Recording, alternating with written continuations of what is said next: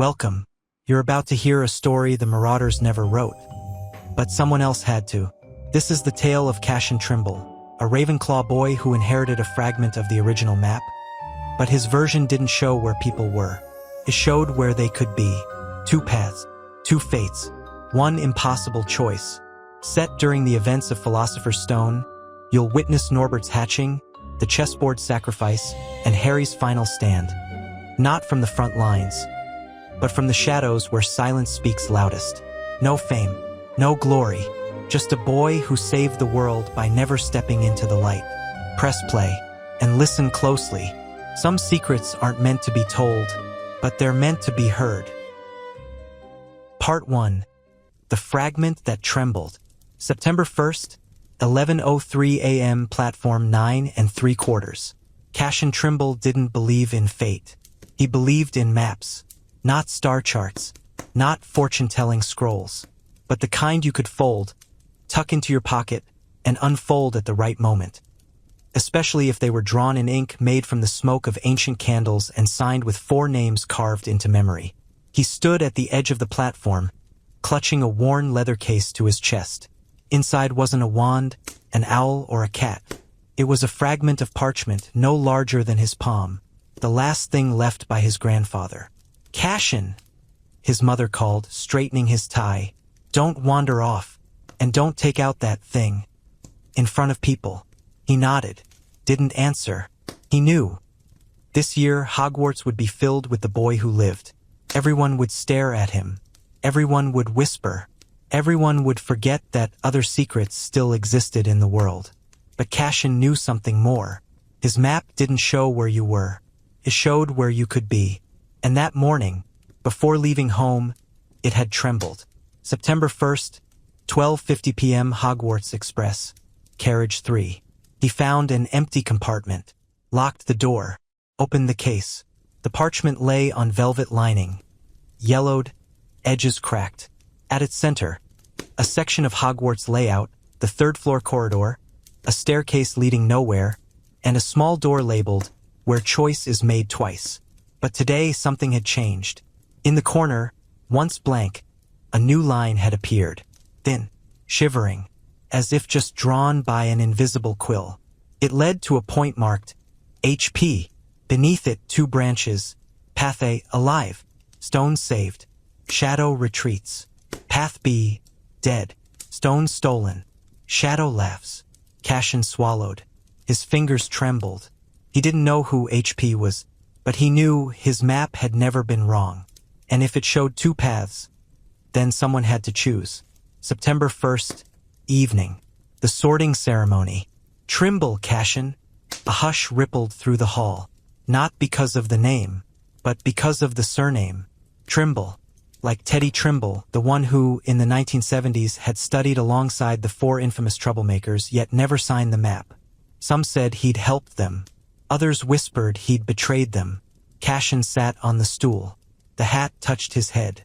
Ah, Trimble. Blood of the cartographer. Mind of the strategist. Heart of the doubter. You see all paths, but fear to choose. Where, then, shall you go? Ravenclaw. The applause was polite, cold. Cassian walked to the table, eyes down. He saw how the Gryffindor table rose as one to greet Harry Potter. HP. He clenched his fists under the table. So that's him. September 10th, library. The first warning. Cassian avoided people. He read. He sketched. He studied old castle blueprints. His map didn't update itself, it reacted to decisions. The closer someone came to a turning point, the brighter the lines burned. And today, the line to HP flared. He looked up. Across the library by the window sat Harry Potter. Beside him, a red-haired boy and a girl buried in books. They argued. Harry waved his hands, laughed. Nothing unusual, but the map in his pocket suddenly grew hot. He left the library, opened the case. The inscription had changed. "Soon he will fly, one path to glory, the other to the fall. The choice is his, but the price is yours." Cassian shivered. Fly? He remembered the rumors. Flying lessons would begin this week. He knew he had to be there, not to help, but to see which path the world would take. September 15th, Quidditch pitch. The fall. Wind tore at robes. Broomsticks twitched nervously on the grass. Cassian stood in the shadow of the stands, the map hidden beneath his clothes.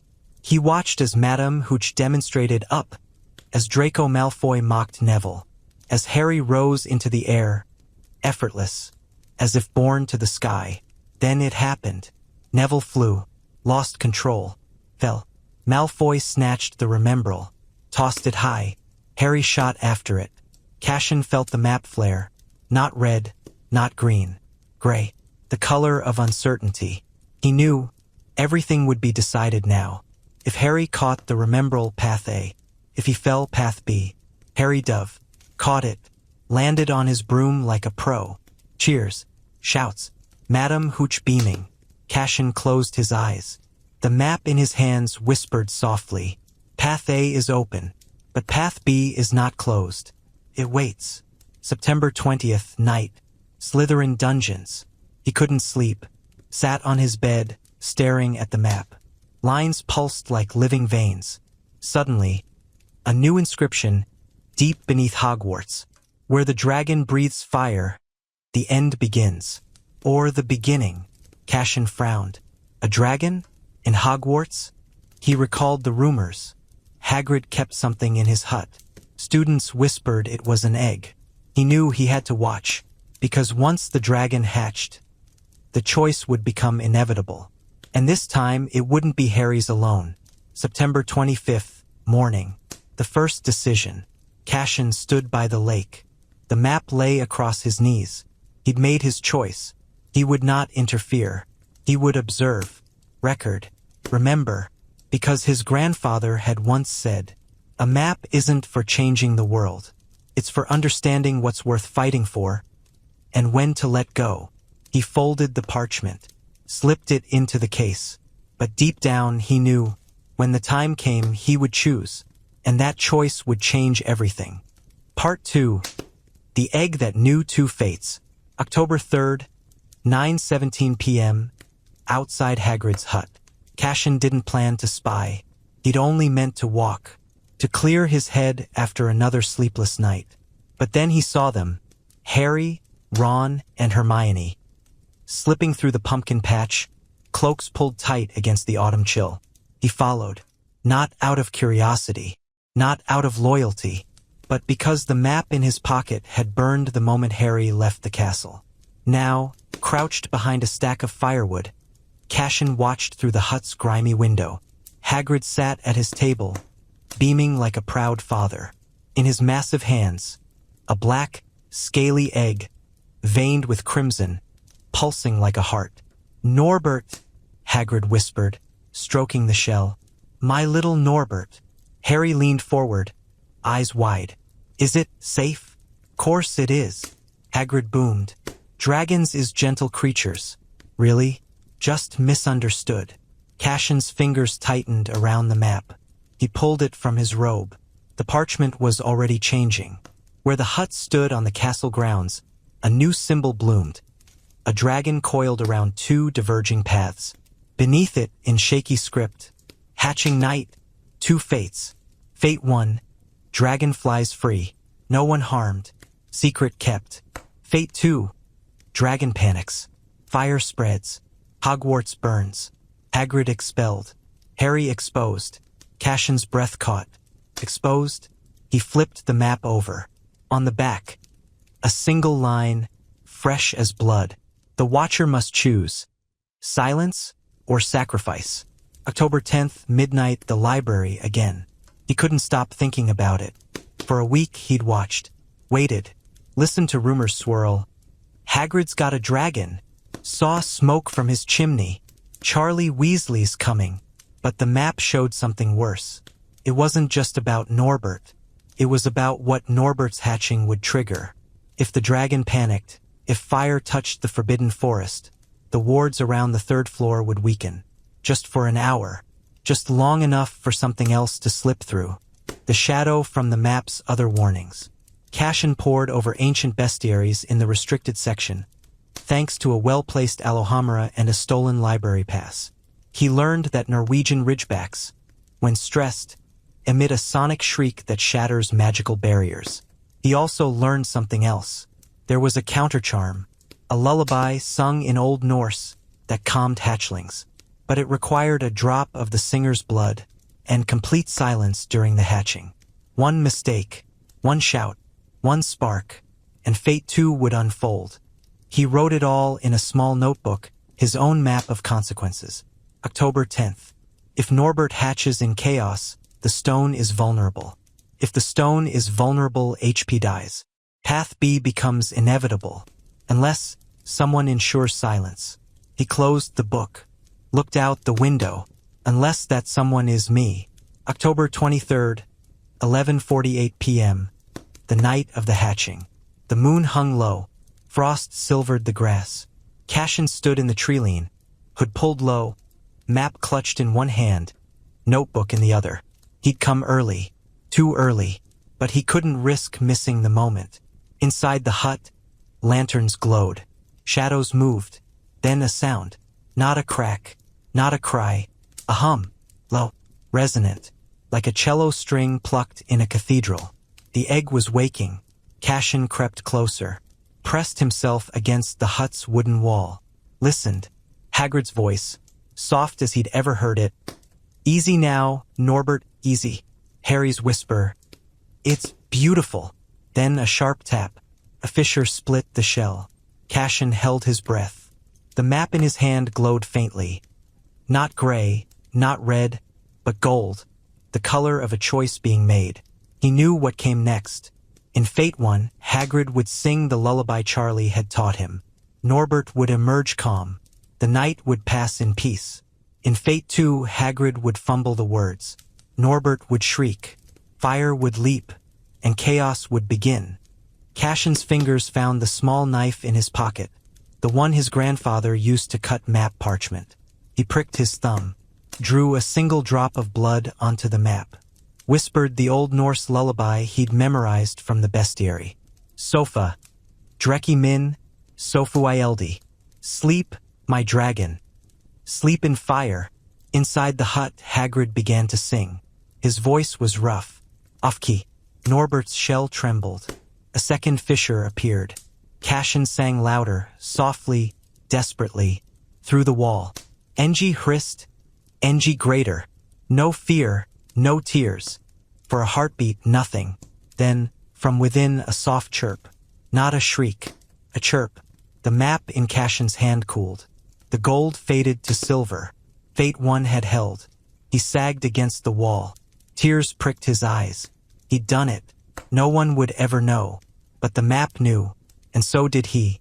October 24th, breakfast, the unseen cost. The great hall buzzed with news. Did you hear?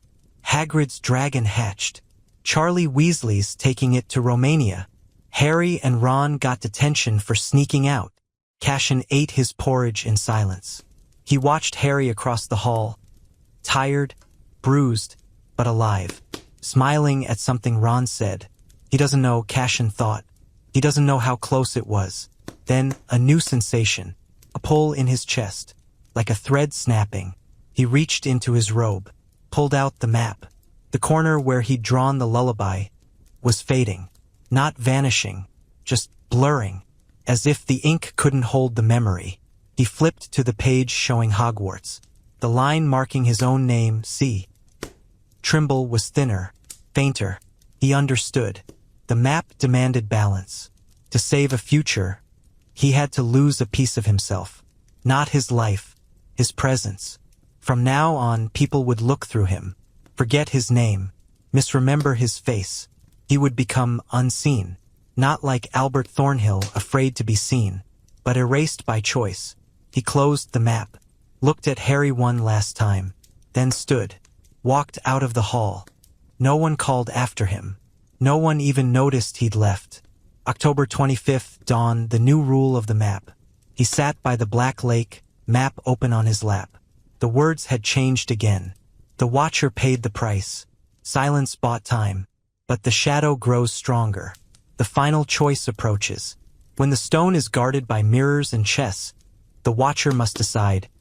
Vanish completely or stand in the light. Cassian traced the words with his finger. He knew what it meant. When Harry went after the stone, when he faced Fluffy, the potions, the chessboard, Cassian would have to choose. To disappear forever, or to step into the story. He didn't know which path he'd take. But for the first time, he didn't fear the choice. Because the map had taught him something his grandfather never did. Some futures are worth losing yourself for. He folded the map, tucked it away. The sun rose over Hogwarts, and Cassian Trimble, now half a ghost, half a guardian, walked back toward the castle. Ready for the end. Ready for the beginning. Part 3. The Chessboard of Choices. November 5th, 3 a.m., the third-floor corridor. Cassian didn't sleep anymore. Not truly. He drifted, watched, listened to the castle breathe. Since the night of Norbert's hatching, his presence had thinned like mist at dawn. Students walked through him in hallways. Professors called his name and forgot it mid-sentence. Even his own reflection in windows seemed fainter. But the map remembered, and tonight it burned. He stood at the end of the third-floor corridor, hidden in the shadow of a suit of armor. Ahead, the harp's melody still played, soft and looping. Fluffy dozed, 3 heads lolling in dreamless sleep. And then footsteps, light, quick, determined. Harry Potter, alone. Cassian's breath hitched. He pressed himself deeper into the dark. The map in his robe pulsed like a second heart. He comes. The final paths converge. Watch. Do not interfere. The cost of stepping forward is your name. Forever. He didn't move. He watched Harry slip past Fluffy, disappear into the trapdoor. Then silence. Cassian waited, counted seconds, minutes, then a distant thud. A cry. The sharp clang of stone on stone. The chessboard. He knew what was happening. He'd seen it in the map's visions. Ron sacrificing himself. Hermione solving the riddle. Harry stepping forward, alone. But the map showed something else too. Something hidden. In the space between the black and white squares, a third path shimmered. One only the Watcher could see. Path C. The Watcher steps onto the board, takes Ron's place, dies in silence. Harry lives, but the world forgets both. Cassian closed his eyes. Is that my choice? To die so he never knows I existed? He opened them, looked at the trapdoor, didn't move, because the map had taught him one more truth. Some heroes must walk alone. November 5th, 4:12 a.m. Outside the potions door. He followed. Not through the trapdoor, no, that would be seen. But through the old service passage his grandfather's notes had described. A narrow tunnel behind the tapestry of Barnabas the Barmy, used by castle staff in the 1700s. It led him to a grate in the wall, just large enough to peer through, overlooking the chamber of potions. He saw Hermione, pale and shaking, holding the smallest bottle. Saw her whisper to Harry. Saw Harry drink, step through the black flames. Cassian's hand went to his map. It showed the next room, Quirrell, the mirror, the stone, and 2 outcomes. Path A. Harry touches the stone. Quirrell burns. Voldemort screams. The shadow retreats. Path B. Harry hesitates. Quirrell grabs the stone. Voldemort rises. The shadow becomes flesh. But beneath them, a third line, faint as spider silk. If the Watcher speaks now, Path A is guaranteed. But the Watcher's soul is claimed by the map. He becomes its keeper. Forever. Cassian leaned his forehead against the cold stone. Become the map? Live in parchment and ink? Never walk again? He thought of his grandfather, of the rumors. Teddy Trimble vanished the year the Marauders graduated. Some say he's still in the castle watching. Was that his fate? To become a ghost in the margins of history. He looked through the grate. Harry was gone. The black flames flickered, and Cassian made his choice. He did not speak. He did not step forward. He let the boy walk into fire, because some silences are the loudest kind of courage. November 6th, morning, the hospital wing, unseen. He stood in the corner of the hospital wing, where the light didn't reach. Harry lay in bed, bandaged, sleeping. Dumbledore sat beside him, eyes twinkling even in exhaustion. Ron and Hermione hovered near the door, whispering. No one saw Cassian, not because he hid, but because the world had already begun to forget him. He pulled out the map. The lines were changing. Path A glowed steady and gold. Path B had faded to dust. Path C, his sacrifice, had never fully formed. It dissolved the moment he chose not to choose. And in the center, where his name once stood, new words appeared. The Watcher did not take the board, did not speak the truth, did not claim the cost. Therefore he remains, but not as he was. Beneath it, a single instruction. Go to the room of requirement. Leave the map. Walk away. You are free. Cassian's throat tightened. Free? After everything? He looked at Harry. Alive, breathing, whole. Yes, free. November 6th, dusk, the 7th floor. He found the room easily. It appeared when he needed it. A small circular chamber lined with shelves of forgotten things. Broken wands, dried potion vials, a single red sock. He placed the map on the central pedestal. For a long moment he just stood there. Then he turned, walked out. As he crossed the threshold, he felt it. The weight in his chest lifted. His reflection in a passing window sharpened. A first year bumped into him and said, "Sorry." Cassian smiled. He was seen again, but he would never be the same. November 7th, breakfast, a new kind of watching. He sat at the Ravenclaw table, eating toast like any other student. Across the hall, Harry laughed at something Ron said. Hermione rolled her eyes but smiled. Cassian didn't look away. He didn't need the map anymore, because he'd learned the final truth. The future isn't written in ink.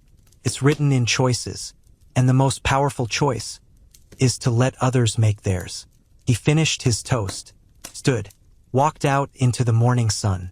Not a hero, not a ghost, just a boy who once carried a map and knew when to let it go. Part 4. The Keeper Who Walked Away. November 10th, 2:15 p.m. The Ollery. Cassian hadn't expected mail. He never did. His mother wrote once a month, brief and formal, as if corresponding with a distant cousin rather than her son. But this letter, thick, cream-colored, sealed with black wax stamped with a compass rose, was not from her. It lay on the ledge of Hedwig's empty perch, as if the owl had delivered it herself. His name was written in a hand he hadn't seen in 10 years. Cassian Trimble, Ravenclaw Tower, Hogwarts School of Witchcraft and Wizardry. No return address, no signature, but he knew. Grandfather. His fingers trembled as he broke the seal. Inside, a single sheet of parchment and a small folded square of faded map paper. The letter read, Cassian, if you're reading this, you've done what I couldn't. You let go of the map of forking paths. I held mine too long. Claimed me. I live now in the spaces between walls, in the rustle of old parchment, in the silence after a choice is made. But you chose differently. You trusted the world to save itself. That is true courage. The fragment I send is the last piece, the origin point. Burn it and the map is truly gone. Keep it and you may one day guide another watcher. The choice, as always, is yours. TT. Cassian unfolded the fragment. It showed only one location, the room of requirement, and one phrase, written in shimmering silver ink. Where the map ends, the keeper begins. He stared at it for a long time, then tucked it into his robe. He wouldn't burn it. Not yet. November 15th, evening, Hogsmeade visit. He'd never been to Hogsmeade before. First years weren't allowed, but Professor Flitwick, with a twinkle in his eye and a quiet, "Accidents happen, Mr. Trimble," had signed his permission slip. Now, walking down the cobbled street, Cassian felt ordinary. No one stared. No one whispered. No one looked through him. He was just a boy in a school robe, buying a butterbeer at the Three Broomsticks, browsing quills at Scrivenshafts. But then he saw it. In the window of Dervish and Banges, half hidden behind a display of broken sneakoscopes. A wooden box, carved with the same compass rose as his grandfather's seal. He stepped inside.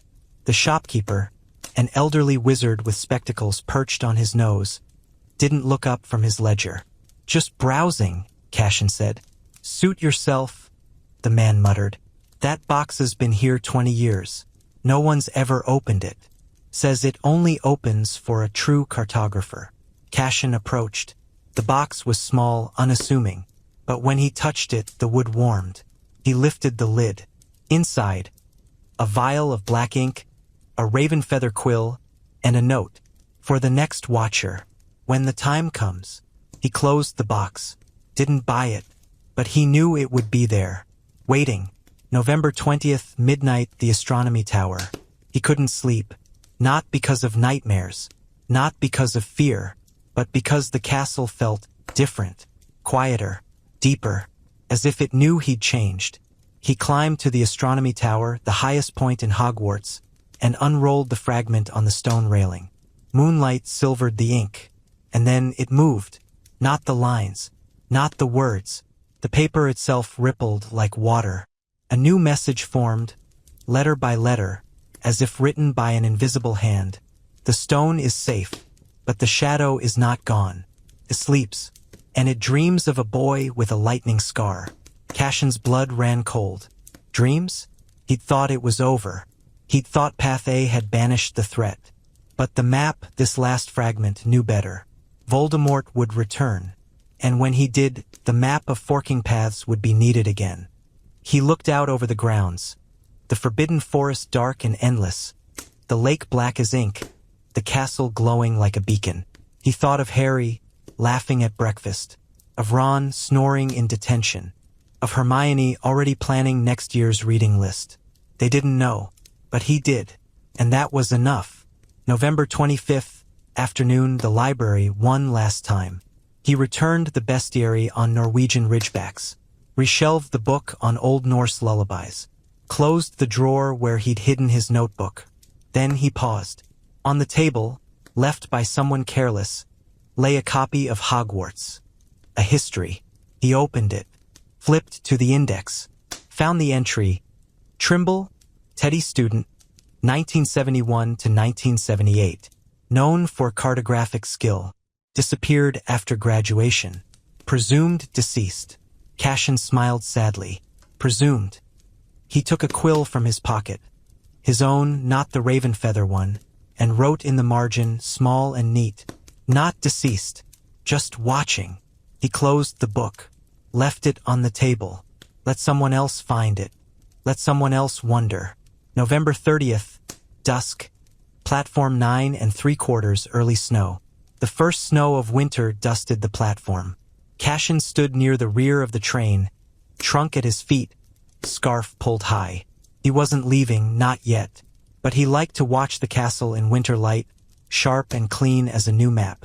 Hey! He turned. Harry Potter stood there, hands in pockets, breath misting in the cold. Hi! Cassian said, surprised.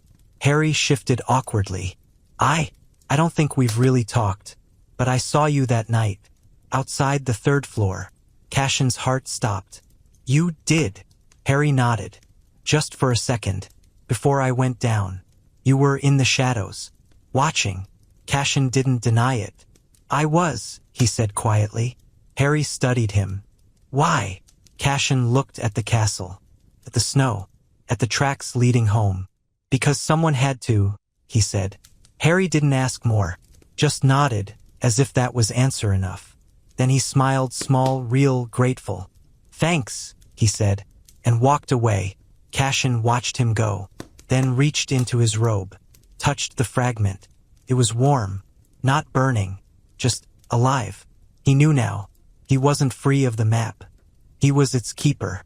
And when the time came, when the shadow woke, when the paths forked again, he would be ready, not to choose for the world, but to help it choose for itself. He boarded the train, sat by the window, and as Hogwarts shrank in the distance, he whispered the only promise that mattered. I'll be watching. Part 5. The Ink That Remembers. December 5th, 11:03 p.m., the restricted section, again. Cassian hadn't meant to use the ink. He'd only wanted to see if it worked. But the Ravenfeather quill had called to him all week, restless in his desk drawer, humming faintly when he passed the library. And tonight, Unable to sleep, he'd given in. Now, standing before great wizards of the 20th century, he uncorked the vial. The ink was not black. Not truly. In candlelight, it shimmered deep violet, like twilight over mountains. It smelled of old parchment, burnt sage, and something metallic, like blood, but cleaner. He dipped the quill, touched it to the margin beside Nicholas Flamel's portrait, and wrote one word, liar. The ink sank into the page. Then the portrait moved.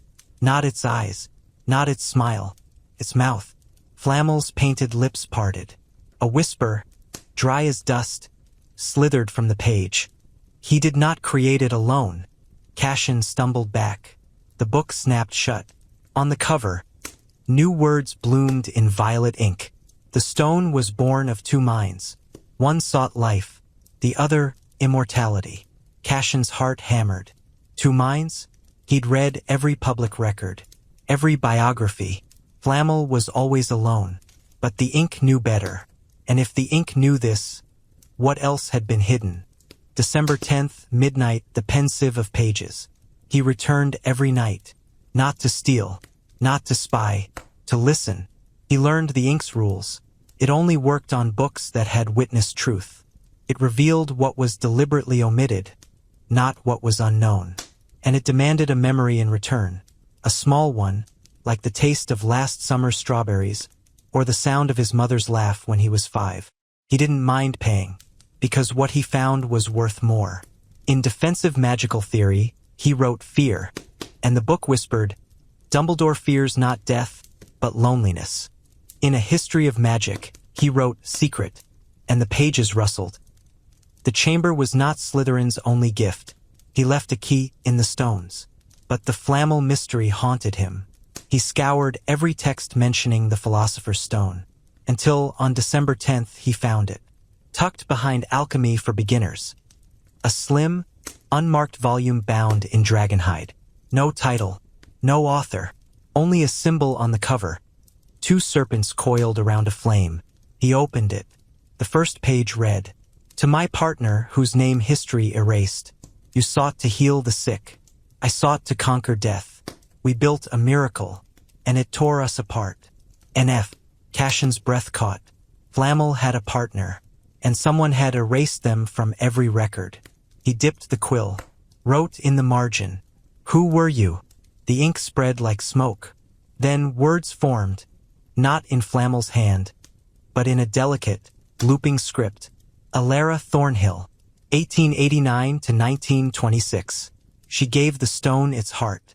He gave it its fire. The world remembered the fire, but the heart was buried. Cassian froze. Thornhill. The name meant nothing to him, but the ink knew, and the ink never lied. December 15th evening, the ghost in the stacks. He couldn't stop thinking about her. Alara Thornhill. He searched the library catalog, the student registry, even the memorial plaques in the entrance hall. Nothing, as if she'd never existed.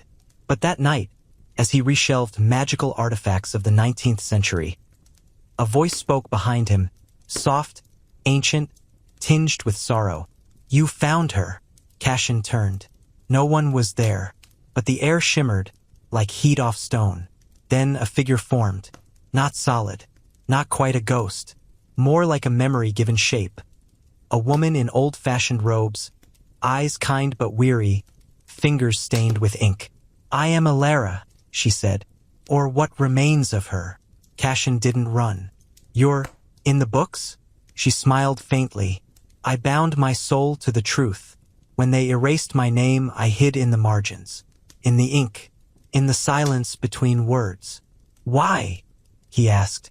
Because the stone was never just about immortality, she said.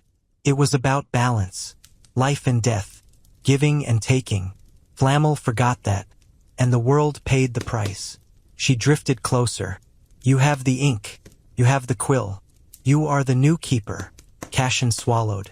What do I do?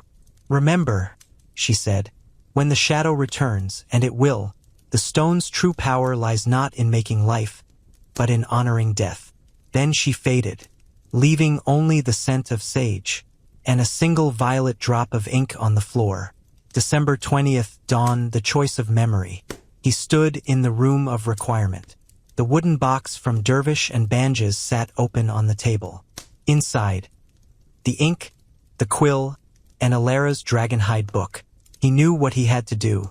The ink demanded a memory to reveal deeper truths. But this time he would offer more.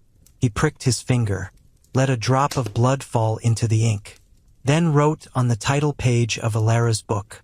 Alara Thornhill lived. She mattered, and her name will not be forgotten. The ink exploded not in fire, but in light.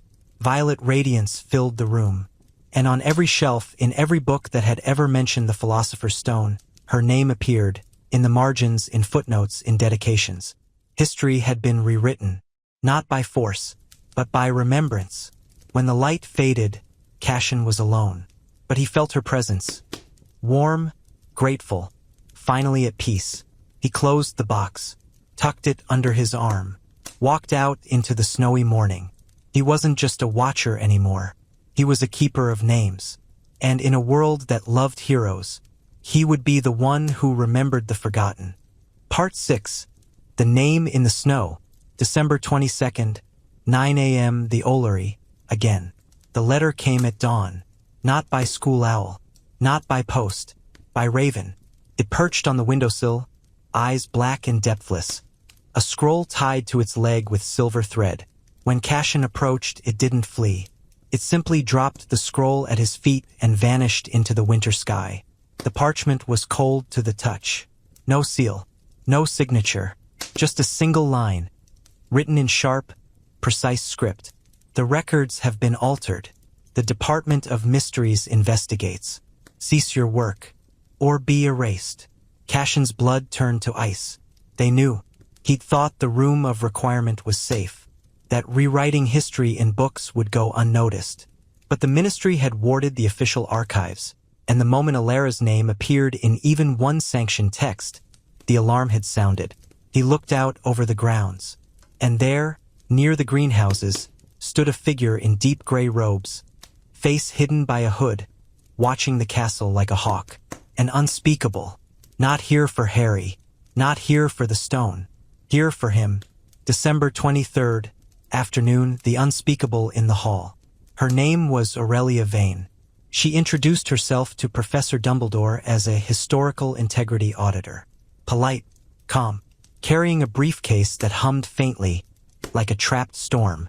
Cassian saw her at lunch, sitting alone at the staff table, eyes scanning the students, not with curiosity, but with calculation.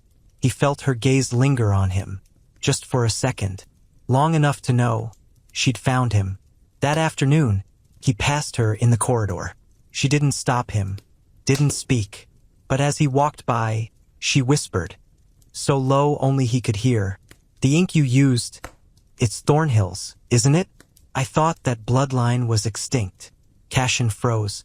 She knew about Alara. He didn't answer, just kept walking, but her words followed him like a shadow. December 24th, midnight, the library under watch. He couldn't stop. Not now. He returned to the library not to write, but to protect. He found every book where Alara's name now appeared. Carefully, with a clean quill, he covered each instance with blank parchment, sealed with a charm of concealment. Let the truth live, but hidden. But as he worked, a voice spoke from the shadows. "You're preserving a lie." Aurelia Vane stepped into the candlelight. She removed her hood. Her face was young, mid-20s, but her eyes were ancient, tired, haunted. "Alara Thornhill wasn't a hero," she said. "She was a fool. She gave Flammel the formula for the stone's core, but she also created its flaw. The reason it can't be used without consequence." Cassian gripped his quill. "What flaw?" "The stone doesn't just create life," she said. "It steals time from the world. Every use shortens the lifespan of magic itself." Flammel knew. That's why he hid it. But Alara, she believed love could fix anything. Cassian shook his head. "Then why erase her?" Aurelia's voice dropped. "Because the ministry feared what would happen if someone tried to fix the stone, to make it perfect, to remove the flaw. She stepped closer. I'm not here to erase her name, boy. I'm here to keep the world safe from those who would misuse her work. She looked at the books, at the hidden names. But you didn't try to fix it. You just wanted her remembered. A long silence. Then she turned to leave. At the door, she paused. Burn the ink. Hide the quill. And never speak of this again. Or next time, I won't be so kind. She vanished into the dark. Cassian stood alone. The truth was more dangerous than he'd imagined. And Alara's legacy was a time bomb. December 25th, morning, the gift in the snow. He didn't sleep. At dawn, he went to the room of requirement. The box was still there. He opened it. The ink shimmered. The quill trembled. He knew what he had to do. He carried the box to the edge of the black lake, dug a hole in the frozen earth, placed the box inside. But before covering it, he took the quill one last time. On a scrap of parchment, he wrote, Alara Thornhill lived. She loved. She erred. And she mattered. He tucked the note into the box, buried it. Then he walked back to the castle. As he passed the snow-covered courtyard, he saw something, carved into the frost on a window pane. So faint most would miss it, were two words, thank you. He smiled. She'd seen. And she was free. December 26th, evening, the keeper's oath. He sat by the common room fire watching the flames. He would never use the ink again, never seek hidden truths in books, never risk the balance of the world for a name. But he made a promise to himself, to Alara, to the future. I will remember, not in books, not in records, but here. He touched his chest. And when the time comes, I will tell the truth, not to change the world, but to honor those who tried. He looked out the window. The unspeakable was gone. The snow fell soft and silent, and somewhere beneath the earth, a box of ink slept, waiting, not for a hero, but for a witness. Part 7. The Final Path. May 3rd, 8 p.m. The astronomy tower, one last time. Cassian hadn't been back here since November, but tonight the stars called him. He stood at the parapet, hands on cold stone, looking down at the castle, alive with light, laughter, the hum of a year winding to its close. Exams were over. The stone was safe. Voldemort was gone, or so everyone believed. He knew better. The shadow slept, but it dreamed. And dreams, in the wizarding world, had a way of becoming real. He pulled from his pocket a small, folded note, the last page of Alara's Dragonhide book, the one he'd saved before burying the rest. On it, he'd written a single question weeks ago. What would you have me do? He'd expected no answer. But this morning, new words had appeared. In Alara's looping script, faint but clear. Watch, wait, and when the boy with the scar returns, leave a trail only the lost can follow. Cassian smiled sadly. She wanted him to guide Harry. Not directly, not openly, but through clues hidden in plain sight, in library books, in corridor graffiti, in the way staircases turned. A breadcrumb trail for a hero who didn't know he'd need it. He looked up at the stars, then took out his ordinary school quill, and began to write. May 10th afternoon, the library, a new kind of magic. He didn't use the raven feather quill, didn't touch the buried ink, but he learned a new magic, the art of misdirection. He started small. In Magical Theory for Beginners, he added a footnote in the margin. True protection lies not in walls, but in choices freely made. In A History of Charms, he underlined a passage about patron uses and wrote, the strongest light comes from the memory of being seen. He never signed his name, never used violet ink. Just ordinary black, ordinary script. But those who were lost, who were searching, would find them. He knew Harry would. Not this year, but next year. When the whispers began, when the writing appeared on the walls, when the world turned dark again, Harry would open a book and find a sentence that felt like a hand reaching out. And he would know he wasn't alone. May 20th, midnight, the map's last whisper. He dreamt of the map, not the fragment, not the box, the original, whole, vast, glowing with 1,000 paths. In the dream, he stood at the center. Around him, paths spiraled. Harry facing a basilisk. Ron lost in a maze of fear. Hermione frozen in stone. A graveyard. A rebirth. A war. And at the end of each, a small, steady light. A choice. Then, a voice, not Alara's, not his grandfather's, but his own, older, wiser. You are not the map. You are the compass. Point the way. Let them walk. He woke with tears on his cheeks, and knew his purpose, not to change fate, but to make sure no one walked their path in total darkness. June 1st, evening, the leaving feast. The great hall glittered. Candles floated. Golden plates shone. Dumbledore beamed over his lemon drop. Cassian sat quietly at the Ravenclaw table, watching. Harry laughed with Ron and Hermione. Neville proudly showed off his new toad. Even Draco Malfoy looked almost human for once. Cassian didn't join in. He didn't need to. He'd done his work in the shadows. And that was enough. Then Harry looked up. Their eyes met across the hall. Harry didn't smile, didn't wave, but he nodded, just once, as if to say, I don't know what you did, but thank you. Cassian nodded back, and for the first time all year he felt seen, not as a ghost, not as a keeper, just as Cassian. June 5th, dusk, platform 9 3/4, the unwritten letter. He stood near the rear of the train, trunk at his feet. In his hand, a letter he'd written and rewritten all week. Dear Harry, I don't know if you'll ever read this, but if you do, know this, the world is full of hidden paths. Some lead to darkness, some to light, but the bravest thing you can do is walk yours anyway. A watcher, he never sent it. Instead, he tucked it into Hogwarts, a history, the same copy where he'd written not deceased, just watching. He left the book on a bench at King's Cross. Let fate decide who found it. As the train pulled away, he looked out the window. Hogwarts shrank in the distance, but in his heart it grew, because he knew this wasn't an ending. It was a beginning, and when the shadow woke again, he would be ready, not with a map, but with truth. Part 8. The Keeper's Legacy. June 10th, morning, a house in Kent. The house stood at the edge of a field, surrounded by apple trees in white bloom. Quiet, simple, without magic or almost without it. Cassian stood on the porch, gazing at the garden where his grandfather had once taught him to read the stars. In his hand, a letter that had arrived that morning. Not by owl, not by raven, by ordinary post. The envelope was plain, but on the back the seal of a compass. He knew that mark. His hands trembled as he opened it. Inside one sheet, and on it just 3 lines. You did right. They're already looking for you. Don't be afraid to be found. TT. Cassian pressed the letter to his chest.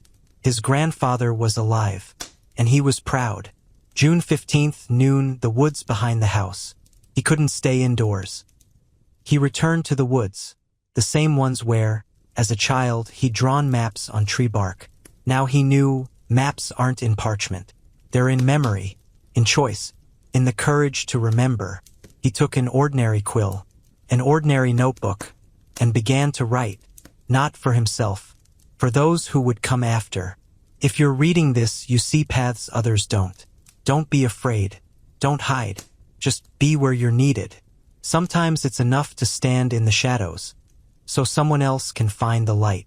He tucked the notebook into the hollow of an oak, cast a light charm over it, not for protection but for invitation. Let the one who needed it find it. June 20th, evening, the final letter. He wrote one more letter, not to Harry, not to his grandfather, to the Ministry of Magic. Formal, polite, anonymous. Dear Department of Mysteries, I regret the breach of archival integrity. It will not happen again. But allow me to remind you, history does not belong to records. It belongs to those who live it, even especially to those erased from it. He sent it. He knew they wouldn't find him, but perhaps someone would think twice. June 25th, dawn, King's Cross Station. He returned to London, not for magic, not for glory, just to watch. He stood at the entrance to platform 9 3/4, watching families. Parents hugging children, owls hooting in cages, younger siblings tugging at robes. And then he saw her, a girl of about 10, with a mop of red hair and a book under her arm. She looked nervous, holding her father's hand. On her robe, the Ravenclaw crest. She turned. Their eyes met. Cassian didn't know her name, but he recognized her. She was like him, one who saw paths. He stepped closer, not too near, just close enough. "It'll be all right," he said softly. "In there. There's a place for people like you." The girl looked at him, first with fear, then with wonder. "How do you know?" she whispered. Cassian smiled. "Because I was lost too. And then, the castle found me." He nodded, stepped back, and vanished into the crowd. But he knew she would remember, and when her time came to choose, she'd recall the voice in the crowd. June 30th, night, the final entry. He sat by the window, notebook on his lap. The moon shone just as it had that night at Hogwarts. He wrote his final entry. "I am not a hero, not a savior, not the chosen one. I am a keeper. And as long as someone remembers those history erases, the world will not go dark. Let them look for me. I'll be there in the shadows, in the books, in the whisper between the lines, ready to point the way, but never to walk it for them." He closed the notebook, placed it on the windowsill, and stepped out into the night. Somewhere far away, beneath the earth, a box of ink slept. Somewhere in a library, a sentence waited for its reader. Somewhere in the future, a boy with a scar would open the door to the Chamber of Secrets, and he would not be alone, because keepers do not die. They simply become quieter.